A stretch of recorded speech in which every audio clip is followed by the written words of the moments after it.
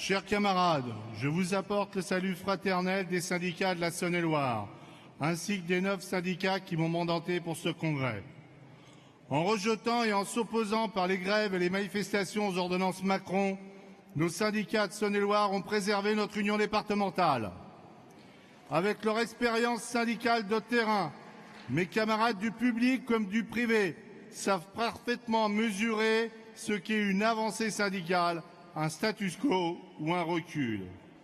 Quand il est question de limiter à 3 les mandats successifs des élus des CSE, de plus sans aucune référence à la durée du mandat de 4 ans, pouvant entraîner par exemple une durée maximum de 6 ans, soit des mandats de 2 ans, mes camarades savent parfaitement qu'il s'agit ni d'une avancée ni d'un status quo, mais d'un recul.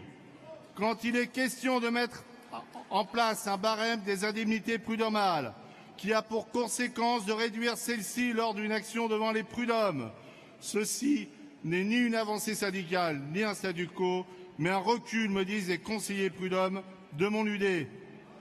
Quand il est question de gommer l'existence des CHSCT dans les entreprises de moins de 300, largement majoritaires dans notre département, et que le principe de la personnalité morale est abandonné, mes camarades du commerce n'y voient qu'un recul. Quand un camarade de la métallurgie explique lors de la dernière commission exécutive de l'UD que dans son entreprise, tous les mandats confondus vont passer d'une 60aine à une 20aine, comment y voir une avancée ou même un status quo? Quand une camarade de la FGTA, membre de la CE, nous explique que dans son entreprise Toupargel, la direction propose un accord de performance collective et que le refus du salarié de s'y souscrire a dorénavant un caractère spécifique et non plus économique et qu'il devient de fait une cause réelle et sérieuse de licenciement.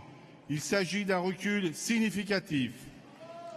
Secrétaire d'UD, je suis fier de la réaction de mes camarades de la Saône-et-Loire, comme je suis fier de mes camarades retraités qui ont su couvrir le 15 mars 3 manifestations départementales, Châlons, Mâcon, Monceau, comme je suis fier de mes camarades fonctionnaires le 22 mars, comme je suis fier de mes camarades de Carrefour qui ont mobilisé plus de 70% du personnel dans la grève et le blocage des magasins du 31 mars, renforçant dans cette action notre implantation syndicale dans le département.